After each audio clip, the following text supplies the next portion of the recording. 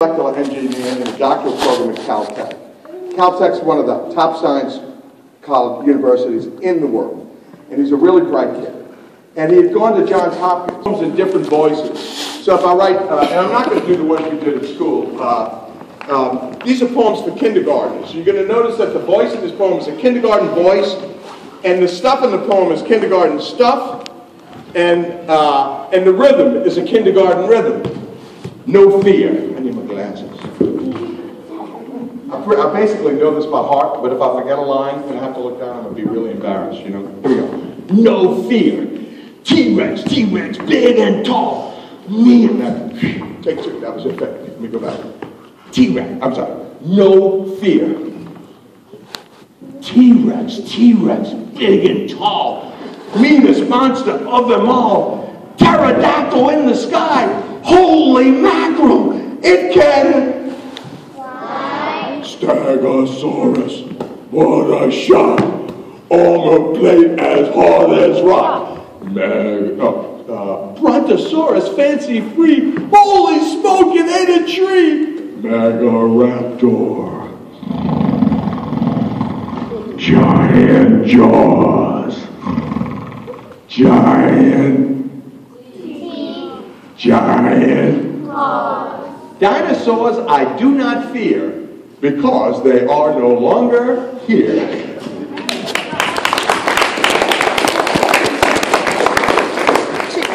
Teddy bear. Teddy bear. In bed he doesn't have a care because he has his teddy bear. He whispers oh so soft and low, Teddy bear, I love you so. He knows it's just a little strange, but I don't think he'll ever change. I have just one more thing to add. I wrote this poem about my dad.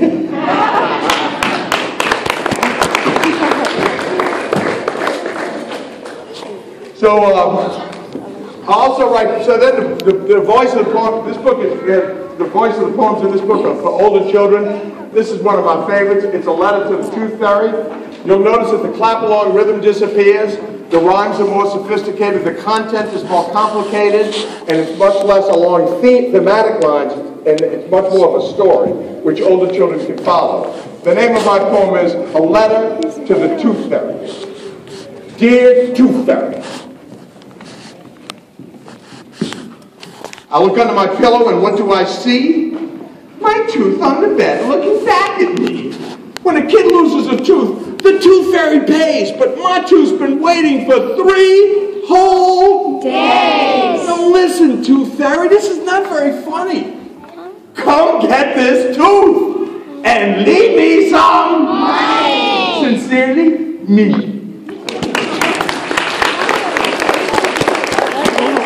Again, there's a real healing process when children identify with a poem and get to laugh at themselves. This is one of my favorite poems because I can't tell you how many letters I get from children or how many times a teacher comes up to me and tells me about, or a parent, about how a child responds to this poem. There are children in this room who can't sit still, no matter what they do, you know. And when a child, and because that often becomes problematic in the social and public situations in which we find ourselves, they think of themselves in some unconscious way as being bad, and they're not. You know, it's probably their gift in other ways, you know. So this is the wiggle machine. I usually sit down for this like I usually sit down in the pizza poem, but since you couldn't see me because you guys are sitting at the same level, I'm going to stand, okay? So the name of my poem is The Wiggle Machine.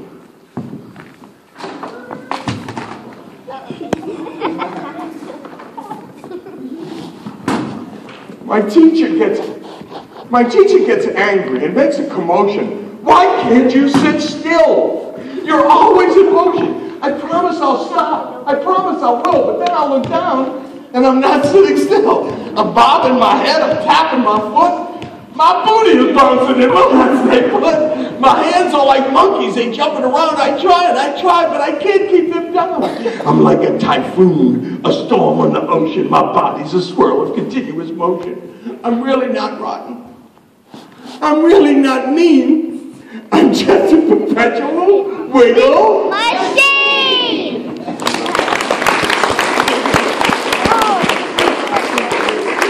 Life is full of wonderful little joys. What's your name? Sierra. De'Ara? Sierra. Cece. Cece's sitting here videotaping me with her camera, you know? And when I look over, I see she's got this really guilty look on her face, like, I don't know if this is okay, but I'm doing it. No, it's okay, my love. You know? But the way I figure it, if there is a monetary value to a videotape of me at some time in the future, I'd like you to have it. Actually, I'm going to do this one. Good and goofy. My science report was totally wild. I declared I was really an alien child, and while making my favorite alien face, I described eating ice cream while weightless in space. Then Alice was even more goofy than me when she gave a report about life in the sea.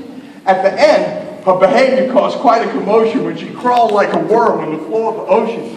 You might think that our teacher would punish and fuss. But this year, our teacher's as goofy as us. She makes science a game. She makes spelling a song. She falls flat on the floor if our answers are wrong. She's really a grown-up. She's not immature. But watching her teach, you would never be sure. I'm an artist, she says, and teaching's an art. And the very best teachers are children at heart. I used to think school was a terrible bore, but now I work harder than ever before. Being goofy is good, my friends all agree. And this year, my teacher's as goofy as me. So what I'm going to show you guys is I've been writing curriculum content poems. So these are like I send out a batch of about 15 poems for free to the teachers who've signed up, the Muse teachers, and the last 5 batches have been all about science. You're going to hear some of the science poems in a second. The idea here is to give classroom teachers material that's fun, in the voice of the child, so the child can act it out and have fun, learn to read, become a better communicator, and learn the vocabulary, and learn the scientific concepts, and later on when I do history, I'm almost finished science now, then do history, American history, and then language arts and math.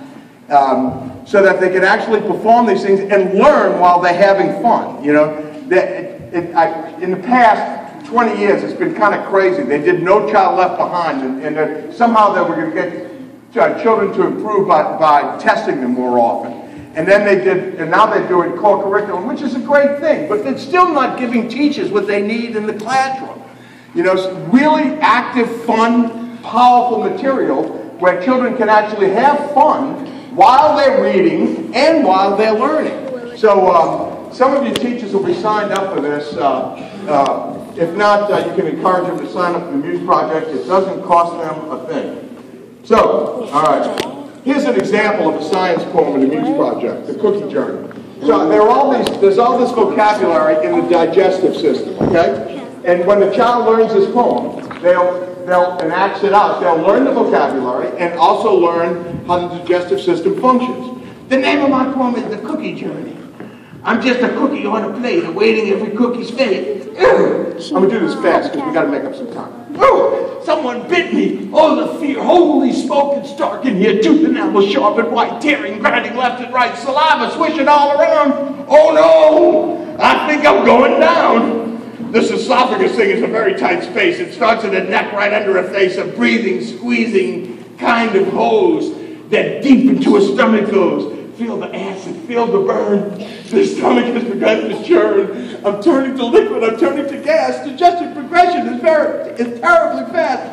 I'm flowing now in a gooey soup through small intestines, loop-de-loop. Now large intestines. Oh, at last, I'm turning back to solid mass. But something has begun to smash. And now I'm falling, splash. I'm floating in a big white well. Oh, disgusting. What's that smell? It's what our bodies love to do. Turning cookies into food. All right. And finally, some of the older students in here got Hormone Jungle, which is a book of middle school poems. This is my favorite one. These are poems in the book. I created 11 different poets and wrote in their voices as 6th, 7th, and 8th graders. I haven't done this poem yet, But I want to do this one. May I borrow your book? This is a poem. Christina Curtis is the one that's telling us this story. And this is a poem that Christina Curtis writes as an 8th grader. I have it. Or not. It's here somewhere. Page 9. No, not that one. It's called Imperfect Me. It's toward the end. I got it. Nope, respiratory failure, next one's imperfect. Okay, I got it. It's on page, what page number is that? 103, thank you. It's going to happen to you like it happened to me. You're going to get old in your eyes and you're wet in your ears. Okay, so this is Christina Curtis. Christina Curtis starts out as an in-your-face 6th grader who's telling the boys what for, and she's really a spitfire. But this is her as an 8th grader. She really matures. The challenge of this book was to write in 11 different voices, and then write in 3 versions of those different voices. So I had to write in Christina Curtis's voice as a 6th grader, and then her more mature voice as a 7th grader, and again more mature voice as an 8th grader. Imperfect me. I used to try to be perfect. Perfect height, perfect weight, a perfect friend, a perfect date, perfect makeup on my face, every hair in perfect place, a perfect mask for all to see. I tried to be a perfect me. But I couldn't do it. I'm short, just a little plump. My nose has got a tiny bump. My teeth too big. My ears too long. The me I see is always wrong. I felt such animosity. My life was an atrocity. But then I wised up. Perfect looks, a total scam. Perfection lies in who I am. This girl has got one life to live. This girl has got one life to live. And who I am is what I give. And if I give with all my might, the me I give will be just right. And suddenly my heart broke free. So here I am, imperfect me. All right, thank you so much. All right, so let's get to how did I become a poet? I explained to him I started out being a baseball player, lousy baseball player, couldn't hit the ball. Got to high school, became a wrestler, had some talent for wrestling, had some success. Rule number 1, children, in life, if you want to succeed, you start by discovering your talent. And then I went to college and became a boxer. That's my first boxing match. George was 10 inches taller than me, 20 pounds heavier, and I was so scared I couldn't talk. My big brother said, fight with courage. I fought with courage and I won. Next day I looked like Quasimodo. I said, dude, if this is how you look when you're the big winner, no more boxing for you. And sometimes in life, especially when you're scared, children, get ready. You can live your life with courage. Courage. Then you have to have the courage to follow your dreams. My dream was to be a poet, but I became a trial lawyer instead for 21 years. During that time, elected twice to the city council in New Orleans and the Public Service Commission. And they were saying I was going to be the next governor, and you think that would make me happy. But if you look at this picture, I wasn't so happy because it wasn't my dream to be a governor. But there was lots of happiness in my personal life because of this young lady. We're now married for, this is us on our honeymoon. We're now married for 43 years. This is what Debbie looks like today. Actually, this is what Debbie, we're going to get past all this. This makes little kids laugh a lot. And these are my children. And these children are the reason I've returned to writing poetry. I've written lots of poetry in high school and college, but then I started writing poems for my children when they were little. Jennifer Baggett, the little girl with the red ribbon in her hair on the right, is not a nice person. She's the same woman up on the right. She's a wonderful, she's not a sweet person. She's a wonderful person. She's generous, she's hardworking, she's reliable, she's full of love, but she's not sweet. She is a powerhouse. And she's 4'11", and when Jennifer walks in the room, I promise you, I've seen it over and over again, she doesn't boss anybody around, she doesn't try, but everybody does what she says, including me and her mama. And that's the way it's been since she was a little girl. You know, this child is born to be the boss. So when she was a little girl and had a poem to recite in her elocution program, I wrote a poem in her voice. I didn't care whether she won or not. Of course, I wanted her to win, but my goal was not that she win.